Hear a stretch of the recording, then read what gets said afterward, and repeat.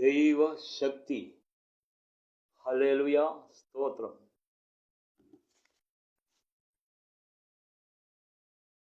ആത്മാവിനാൽ നൽകപ്പെട്ട വെളിപാടുകൾ, ദർശനം, ഇവ വചന സന്ദേശമായി നിങ്ങളുമായി പങ്കുവയ്ക്കുവാൻ ആഗ്രഹിക്കുന്നു. ശത്രുവിൻ്റെ കോട്ടകളെ തകർപ്പാൻ തക്ക ദൈവശക്തി ദൈവസഭകൾക്കുണ്ട്. പ്രിയമുള്ളവരെ, അപ്പോസ്തലപ്രവൃത്തി 2-ാം അധ്യായം 1 തൊട്ട് 19 വരെ നോക്കാം. ഹല്ലേലൂയ, സ്തോത്രം. ഹല്ലേലൂയ, സ്തോത്രം, സ്തോത്രം. ആദിമ നൂറ്റാണ്ടിൽ പെന്തക്കോസ്ത് നാളിൽ മർക്കോസിൻ്റെ മാളിക മുകളിൽ 11 ശിഷ്യന്മാരടക്കം 120 പേർ പ്രാർത്ഥനയ്ക്കായി പോയി. അപ്പോൾ അവരുടെ മുൻപിൽ വലിയൊരു പോരാട്ടമുണ്ടായിരുന്നു. എന്തെന്നാൽ കർത്താവായ യേശു ക്രിസ്തുവിനെ കൊന്നവർ അവരെയും കൊല്ലുമെന്നുള്ള ജീവനിൽ ഭയം ഉണ്ടായിരുന്നു. അത് കാരണം അവർ ഭയന്ന് വിറച്ചിരുന്നു. ഹല്ലേലൂയ, സ്തോത്രം. കർത്താവായ യേശു ക്രിസ്തുവിനെ കൊന്നവർ ഹന്നാസ്, കയ്യപ്പാസ്, ഹെരോദാവ്, പുന്തിയോസ് പീലാത്തോസ്, യഹൂദന്മാർ, മഹാപുരോഹിതന്മാർ, ശാസ്ത്രിമാർ, പരീശന്മാർ ഇവരായിരുന്നു. അവരെ ഭയപ്പെട്ടാണ് മർക്കോസിൻ്റെ മാളിക മുകളിൽ അവർ കയറുന്നത്. അവർ കയറുമ്പോൾ ഒരുമനപ്പെട്ട് ഉപവസിച്ച് പ്രാർത്ഥിക്കുകയായിരുന്നു. മനസ്സ് തകർന്ന് പ്രാർത്ഥിക്കുകയായിരുന്നു. ഒരുമനപ്പെട്ട് ഉപവസിച്ച് പ്രാർത്ഥിക്കുക എന്ന് പറഞ്ഞാൽ അത് ദൈവമക്കൾക്ക് ഉള്ള വിലയേറിയ ഒരു കാര്യമാണ്. അത് എപ്പോഴും ദൈവമക്കൾ അത് ആചരിക്കണം. പ്രിയമുള്ളവരെ, അവർ മർക്കോസിൻ്റെ മാളിക മുകളിൽ ഉള്ളിൽ കയറി ഹൃദയം തകർന്ന് ഭയപ്പെട്ടിരുന്ന് ഉപവസിച്ച് പ്രാർത്ഥിച്ചപ്പോൾ മുകളിൽ നിന്നും കൊടിയ കാറ്റടിച്ചു. അവർ ഇരുന്നിടത്ത് വലിയൊരു മുഴക്കമുണ്ടായി. ആ മുഴക്കം അവരിരുന്ന മുറി നിറച്ചു. മുകളിൽ നിന്നും അഗ്നിപ്പിളർപ്പുള്ള നാവുകൾ അവരുടെ മേൽ പതിഞ്ഞു. അപ്പോൾ അവർ അന്യഭാഷകളാൽ സംസാരിച്ചു തുടങ്ങി. അന്യഭാഷകൾ എന്ന് പറഞ്ഞാൽ അവർ ഗലീലക്കാരായിരുന്നു. എന്നാൽ പുറത്തു നിന്ന് വലിയൊരു പുരുഷാരമുണ്ടായിരുന്നു. അവരുടെ ഭാഷയിലാണ് ഇവർ ദൈവസന്ദേശം പറഞ്ഞത്, അതായത് അന്യഭാഷ പറഞ്ഞത്. പ്രിയമുള്ളവരെ, ആ അന്യഭാഷ അവിടെ ഉണ്ടായത് കർത്താവായ യേശു ക്രിസ്തു സ്വർഗാരോഹണം ചെയ്ത സമയത്ത് തൻ്റെ ശിഷ്യന്മാരോട് പറഞ്ഞിരുന്നു, ഞാൻ പോയാൽ നിങ്ങൾക്ക് കാര്യസ്ഥനെ അയക്കും. പ്രിയമുള്ളവരെ, അവിടെ വന്നത് കാര്യസ്ഥനാണ്, പരിശുദ്ധാത്മാവാണ്. ആ പരിശുദ്ധാത്മാവിൻ്റെ ശക്തിയാണ്, ദൈവശക്തിയാണ് അവിടെ അന്യഭാഷയിൽ അവർ സംസാരിച്ചത്. അവർ പുറത്തിറങ്ങിയപ്പോൾ അകത്ത് കയറിയതുപോലെയല്ലായിരുന്നു, ഭയമുള്ളവരല്ലായിരുന്നു. അവർ വളരെ ധൈര്യത്തോടെ പുറത്തിറങ്ങി. പത്രോസ് എന്ന അപ്പോസ്തലൻ എഴുന്നേറ്റ് നിന്ന് ശക്തമായി ദൈവ സന്ദേശം കൊടുത്തു. അവിടെ കൊടുത്തത്, ഹല്ലേലൂയ, സ്തോത്രം, ദൈവ സന്ദേശം കൊടുത്ത് ആ ജനത്തോട് പറഞ്ഞത്, അവിടെ നിന്ന ജനം യഹൂദന്മാരും ഭാഷക്കാരും വംശക്കാരും ജാതികളുമായിരുന്നു. അവരോട് പറഞ്ഞത്, നിങ്ങളാണ് ദൈവപുത്രനെ കൊന്നതെന്ന് മുഖത്ത് നോക്കി വിളിച്ചു പറഞ്ഞു. ഹല്ലേലൂയ. പത്രോസ് ഭയപ്പെട്ടില്ല, വിളിച്ചു പറഞ്ഞു. അപ്പോൾ അവരിൽ അധികം പേരും അവർ അതിശയപ്പെട്ടു, അവർ കർത്താവിൽ വിശ്വസിച്ചു. എന്നാൽ ചിലർ അവരെ പരിഹസിച്ചിരുന്നു. അവർ കർത്താവിനെ വിശ്വസിച്ച് ഏകദേശം 3000-ഓളം പേർ സ്നാനമേൽക്കുവാൻ തയ്യാറായി, സ്നാനമേറ്റു. ആ 3000-ഓളം പേർ സ്നാനമേൽക്കുന്ന പരിശുദ്ധാത്മാവിൻ്റെ ശക്തിയായിരുന്നു, ദൈവശക്തിയാണ് അവിടെ പ്രകടനമായത്. അതുപോലെ തന്നെ ഈ ദൈവശക്തി നമുക്കും പ്രാപിപ്പാൻ, അതായത് വിശ്വാസികൾക്ക് പ്രാപിക്കാൻ കഴിയും. എങ്ങനെയെന്ന് നോക്കാം. നമ്മൾ ദൈവസന്നിധിയിലേക്ക് നിൽക്കുമ്പോൾ നമുക്ക് അന്യഭാഷ വരമുണ്ടെങ്കിൽ അത് കൃപാവരമാണ്. കൃപാവരം ഒന്നുണ്ടെങ്കിൽ എല്ലാത്തിനും നമ്മൾ അർഹരാണ്. നമ്മൾ പ്രാപിക്കുന്നില്ലെന്നേ ഉള്ളൂ. എന്തുകൊണ്ട് പ്രാപിക്കുന്നില്ല?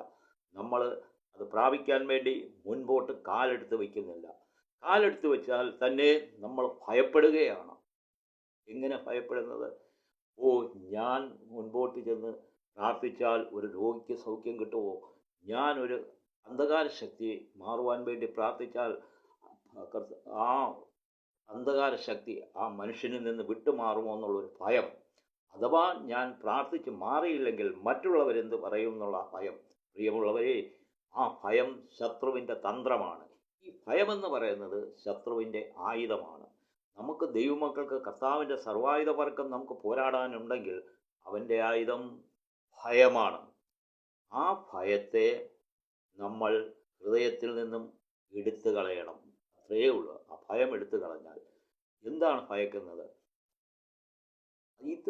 ഈ കൃപാവരങ്ങൾ പ്രാപിപ്പാൻ, വെളിപാടുകൾ പ്രാപിപ്പാൻ, അത്ഭുതങ്ങളും അടയാളങ്ങളും പ്രാപിപ്പാൻ, ദൈവശക്തി പ്രാപിപ്പാൻ ഒരു വലിയ വെള്ളച്ചാട്ടത്തിന് എതിരെ നീന്തുന്ന അനുഭവമാണെന്നുള്ളൊരു ഭയമാണ് ശത്രു തരുന്നത്.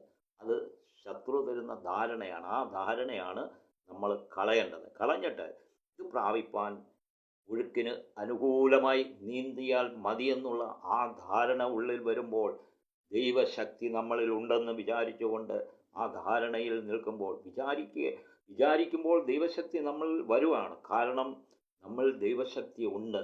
ഹല്ലേലൂയ. അത് നമ്മിൽ വരുകയാണ്.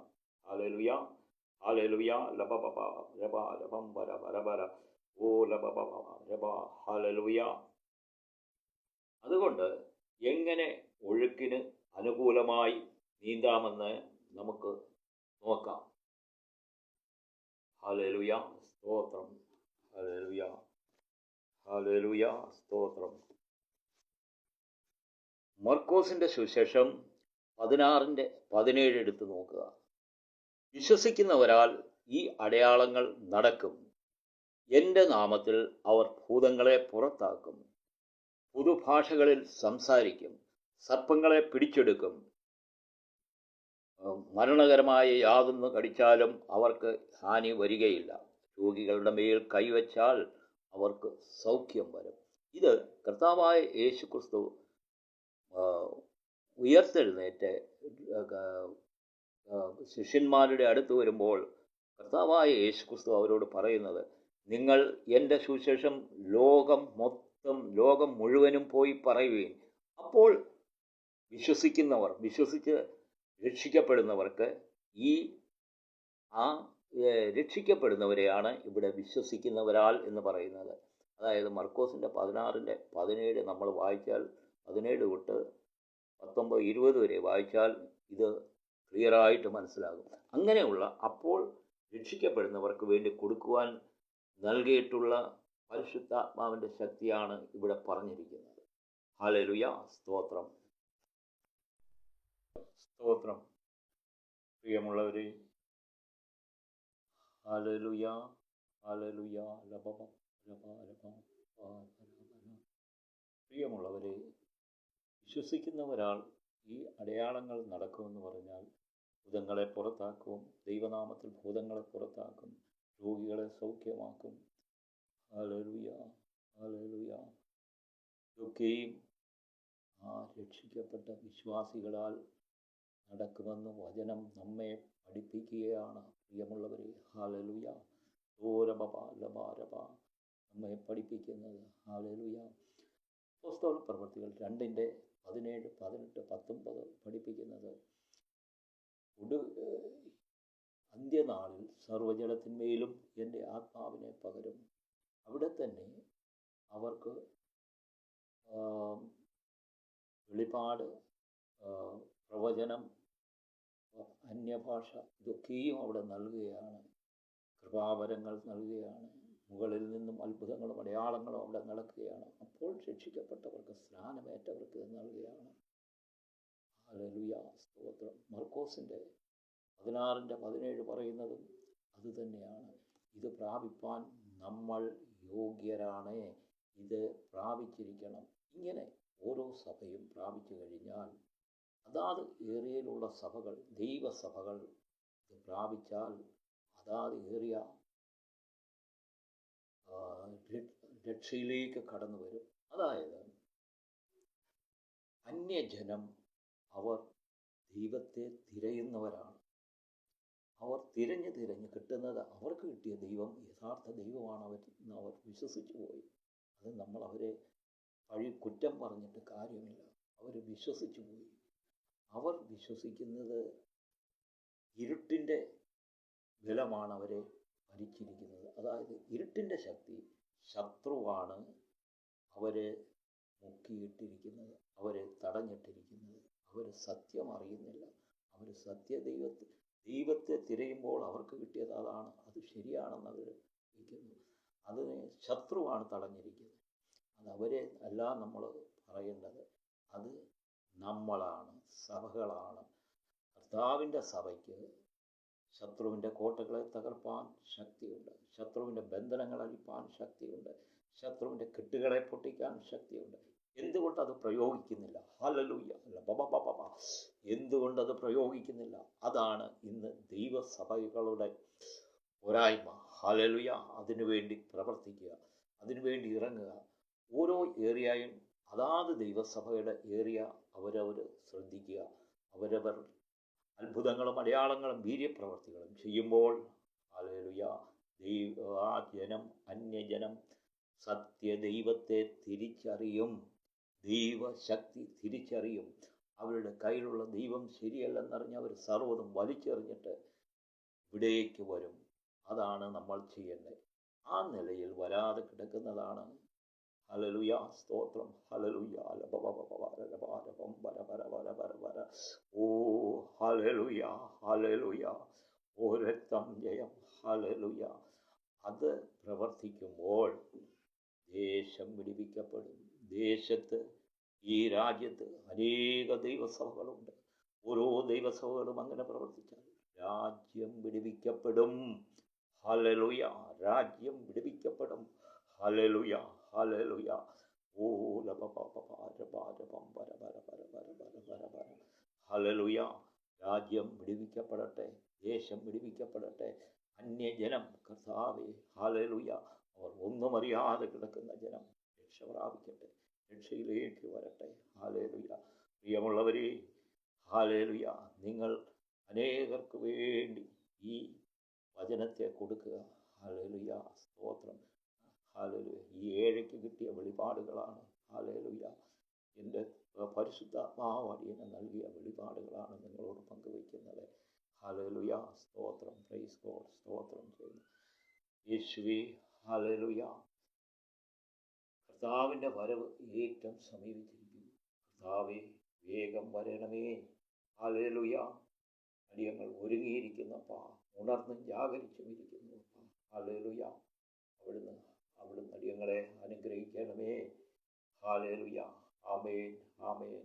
ഓരോ സഭയ്ക്കും നന്ദി രേഖപ്പെടുത്തിക്കൊണ്ട് ഹല്ലേലൂയ അടിയൻ ഇവിടെ നിർത്തുന്നു. ഹല്ലേലൂയ, സ്തോത്രം.